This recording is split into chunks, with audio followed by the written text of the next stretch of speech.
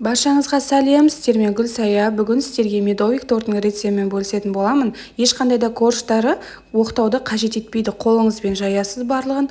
Өте керемет жұмсақ болып шығады. Міндетті түрде жасап көріңіздер. Өте оңай және үйдегі бар қарапайым заттардан жасалады. Ең алдымен менің каналыма тіркеліп, жанындағы қоңырауша белгісін басып, видеоны соңына дейін қараңыздар. Ең алдымен 300 грамм дүкеннің балын дәл осылай су моншасына ертіп алатын боламыз. Шамамен 10 минутта дәл осылай сұйық күйде еритін болады. Сіздер табиғи балды алсаңыздар да болады, ешқандай маңыздылығы жоқ. Сонан кейін үстіне бір шай қасықпен ас содасын салып, үздіксіз венчикпен араластырып отыратын боламыз. Балымызға содамызды қосқаннан кейін осындай реакция жүруі қажет, яғни ағарып көпіретін болады. Соның үстінде бөлме температурасындағы 120 грамм маргарин немесе сары майымызды қосып, тағы да венчикпен араластырып, соның ішінде ертетін боламыз. Үздіксіз венчикпен араластыруымыз қажет, яғни балыңыз күйіп кетпеуі қажет. Мінекей толықтай осылай ертіп аламыз және де газ отымыздан алып, кішкене 5-10 минуттай суытатын боламыз. Енді бөлек құрғақ ыдысымызға 4 жұмыртқамызды осылай жарып салып алатын боламыз және де миксердің ең жай жылдамдығынан бастап араластыратын боламыз.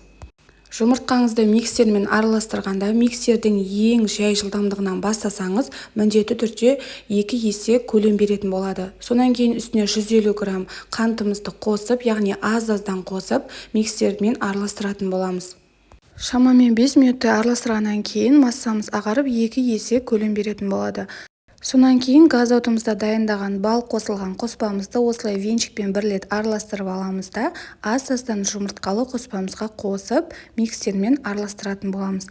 Барлығын бірдей қосып жібермейсіздер, өйткені балымыз әлі ыстық болғандықтан жұмыртқамыз пісіп кетуі мүмкін.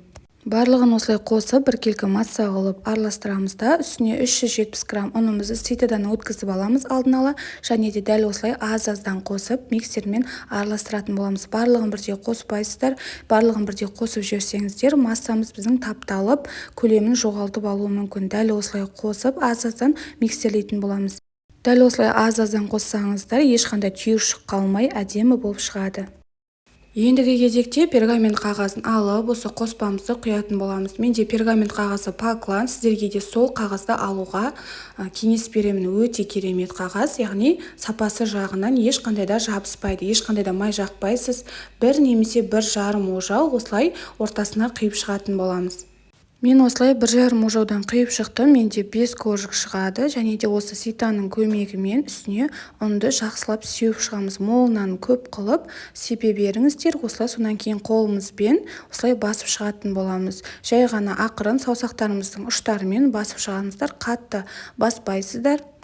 Корждарымызды саусағыңызбен басқан кезде осындай із қалуы қажет, сол кезде біздің корждарымыз өте жұмсақ болып шығады деген сөз. Осылай барлығын алдын ала дайындап алдым. 180 градуста 4-5 минутта өте тез пісетін болады. Мінекей біріншісі пісті, бетіндегі артық ұндарды алып тастайтын боламыз. Олар өте оңай алынады және асты ешқандай да жабыспайды. Дәл осылай барлығын пісіріп аламыз. Мінекей мен барлық корждарды пісіріп алдым, өте жұмсақ, әдемі болып шығады. Және де өзіңізде бар формамен немесе тарелканың көмегімен осылай жан-жағын кесіп, бірдей форма жасап алатын боламыз. Бұл корждарға ешқандай сироп жағудың немесе пропитка жағудың қажеті жоқ. Корждарымыз өте жұмсақ, креміміз өте тез сіңетін болады. Ендігі кезекте крем дайындаймыз. Бөлек бір таза ыдысқа қаймағымызды, яғни 20% немесе 25% қаймақты алуыңыз қажет.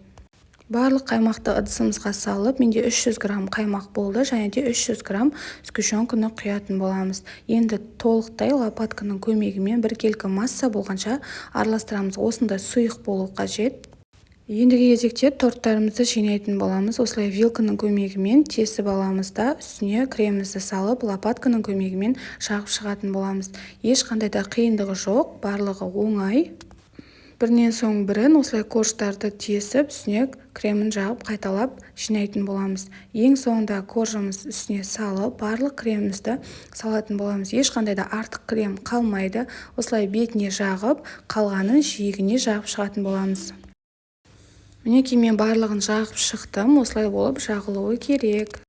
Ең соңында осы корждарымыздың жиегінде артық қалған корждарды осылай кішкене бөліктерге бөліп, блендердің немесе өзіңіз қалағандай езіп алсаңыз болады. Яғни кішкене бөліктерге үгітіп аламыз. Мінекей барлығын үгітіп алдым. Енді осы медовик торттың үстіне сеуіп шығатын боламыз. Үстіне жан-жағына толықтай сеуіп шығамыз.